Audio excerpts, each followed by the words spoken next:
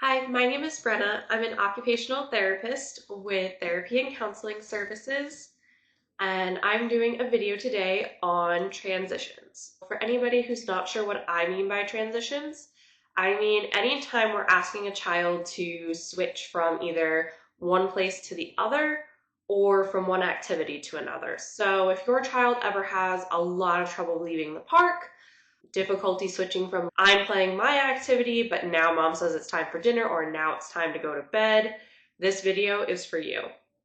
Most of the transition strategies that I have today start with giving a child the ability to get ready for that transition. Sometimes when we rush a transition, the child feels rushed, and that's when we lead to meltdowns and tantrums and things like that. My first transition strategy for you guys today is clear warnings. Okay, I'm making dinner, I've got 10 minutes left of that. Go give your child, hey, we've got 10 more minutes left before it's dinner time. If your child is under the age of 5, minutes don't really mean anything to them.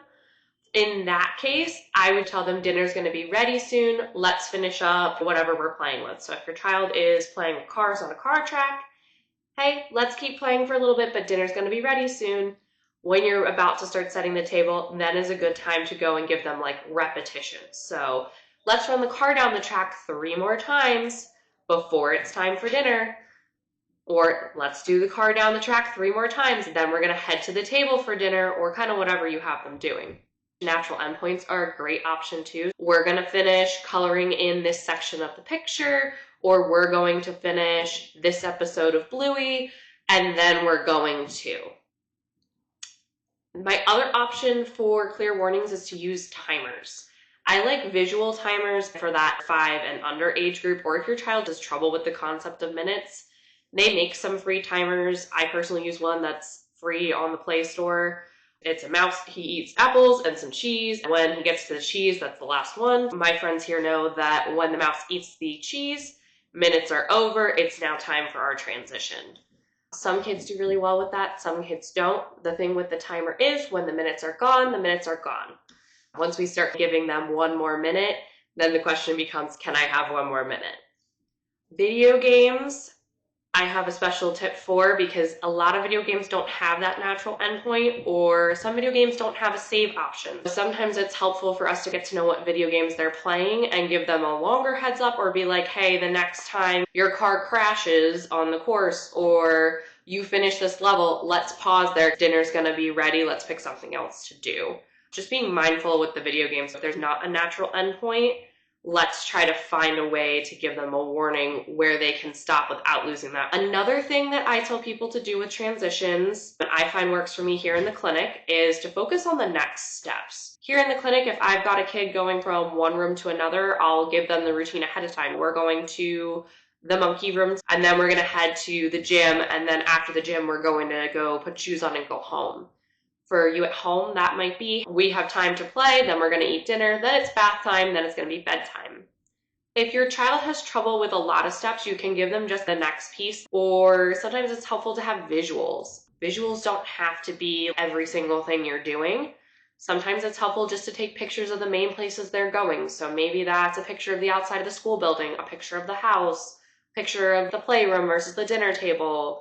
You can go online and find pictures and print them out, laminate them, whatever. Make your own visuals that work for your child. Some kids do better with actual pictures of actual places. The younger ages do really well with visuals. Or if your child has trouble just remembering the steps, visuals can be helpful. Whether that's pictures or if your child can read, sometimes a written out list of the schedule is helpful as well. Another thing for places.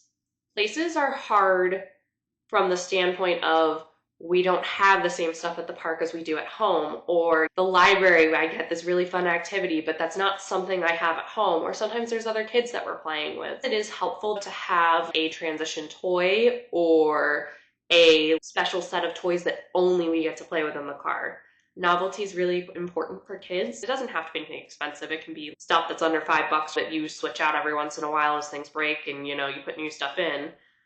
Or it can be their favorite stuffed animal, or the cool new toy that they got for Christmas gets to ride in the car. It lives in the car, and then when we're done at the park, it's going to go back in the car. It's going to be there. And that can help us focus on, hey, let's go get your toy in the car, play with it there. It's going to travel with us to our next space. I like transition toys or keeping toys in the car for them to play. Otherwise, the rest of my strategies fall into one big category of make that transition fun. Kids learn through play. Kids regulate and calm themselves down through play. So the more we can connect to what they were already doing and their game that they were playing before that transition, or make it into something that they want to be a part of, it does help make that transition easier. And this is where you as the parent can get creative, make it so that it fits your parenting style.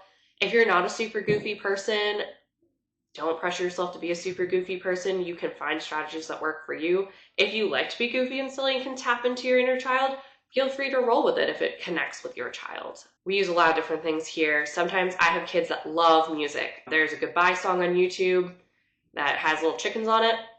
I sometimes use that one. Other parents have music that their kid really connects to, or sometimes there's a song that was on Bluey and we'll listen to that song while we head to the car. Music can be a really great transition partner.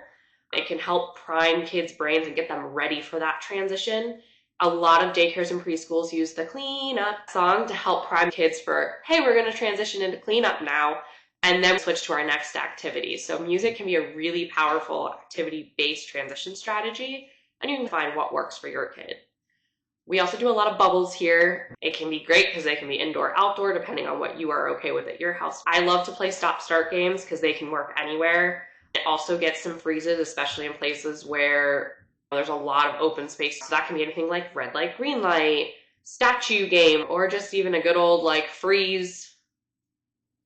And you can add changes of speed in there. You can have it walking. You can have animal walks. Let's pretend to be a dog all the way to the car. I wonder how many bunny hops we can get in until we get to the car.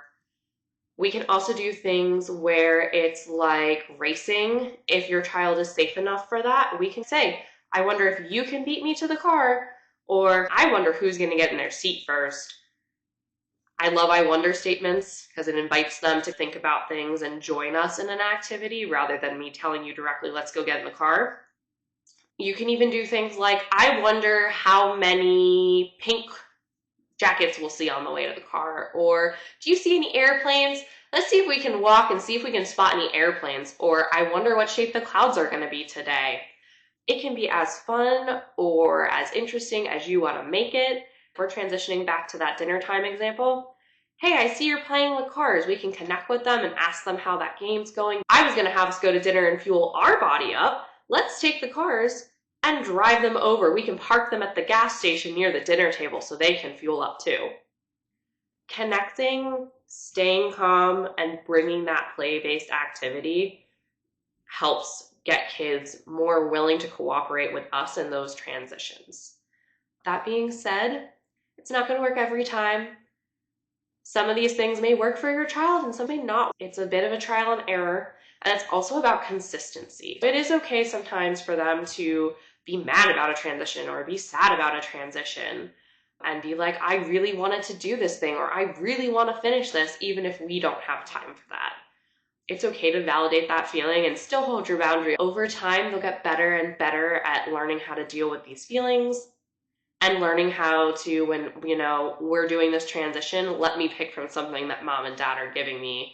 If it's hard for you to get out the door and you're rushing and you feel rushed, they're likely going to feel rushed. So if you can plan an extra 10, 15, 20 minutes just to get that transition to go and to try some of these strategies, it might help you be calmer and help your child be calmer.